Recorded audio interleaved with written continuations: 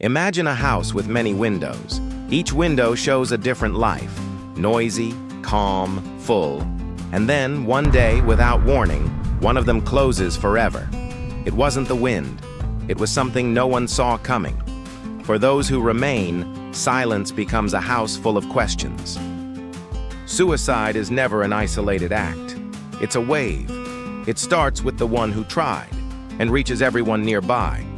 Family, friends, co-workers. For the survivor, there's a trail left behind. Pain, shame, a confused relief, guilt. For the family, there's grief mixed with anger, with unanswered questions, with the feeling of having failed someone they loved. When someone tries to end their life and survives, the world doesn't return to normal. It returns changed. There's a silence heavier than any physical wound. The body heals, but the mind stays suspended. Why am I still here? What does this mean now? That ambivalence runs deep. The person who tried feels both shame for what they did and guilt for still being alive. Part of them still wants to disappear, while another part slowly begins searching for a reason to stay. It's like waking up in the middle of a fire that's already gone out. The smoke still suffocates, but the flames are gone. The first feeling that appears is usually fear. Fear of being judged. Fear of being labeled weak, selfish, or broken. Fear of disappointing the people they love. Then comes guilt, the weight of knowing they caused pain. You often hear, "My parents cried, my friends suffered, I never wanted that." That guilt can be paralyzing, and paradoxically, it strengthens the same isolation that once fed the despair. There's also a quiet kind of relief. Relief because in some way the cry for help was finally heard, even in the most painful way.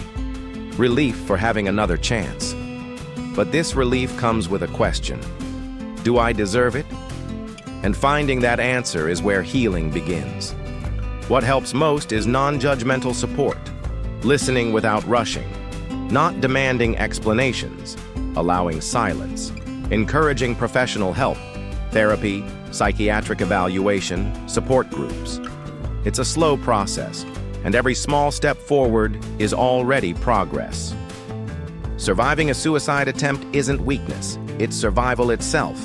It's the body saying, there's still something here worth living for. And it's in that quiet realization that life begins again. When someone tries to take their own life, the family experiences a kind of earthquake that doesn't break the walls. It breaks their sense of safety. First comes shock, disbelief. The mind refuses to accept it. Then comes the storm of questions. How did I not see it? Why didn't they say anything? What could I have done?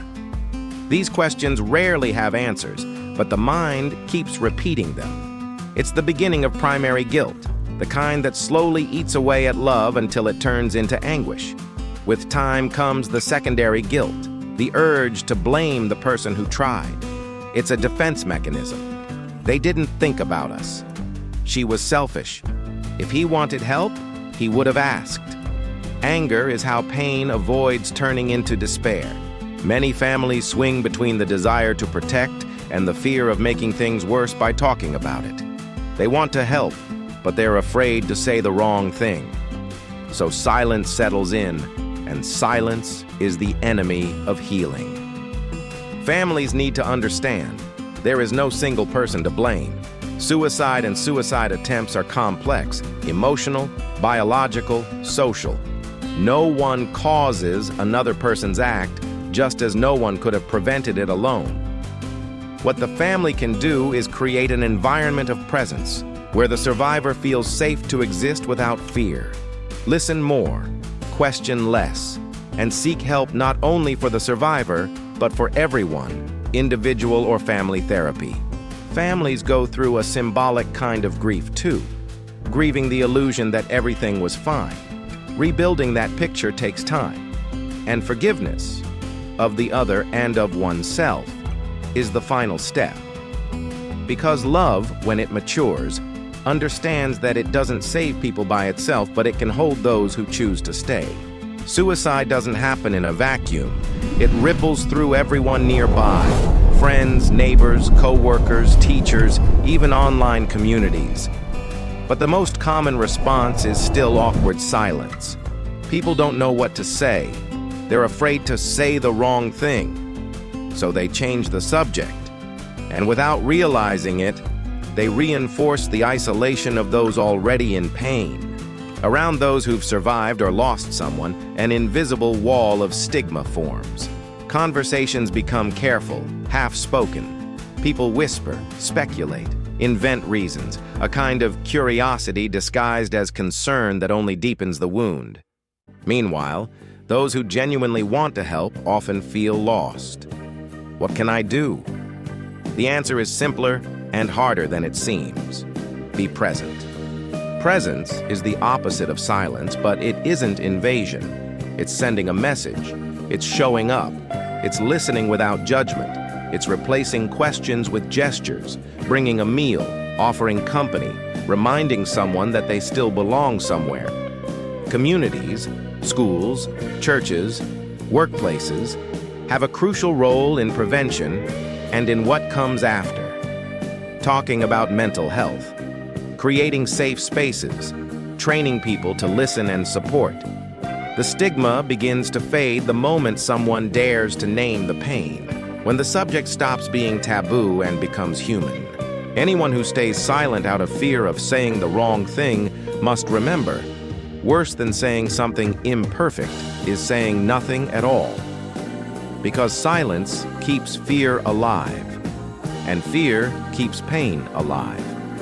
Collective healing begins the day we stop whispering about suicide and start speaking about life, belonging, and care. When it happens, nothing remains the same. Family dinners gain silences. Dates become scars on the calendar. Trust turns into constant watchfulness. Parents start checking doors, phones, signs. Siblings hide their own pain so their parents don't have to carry more. And what helps?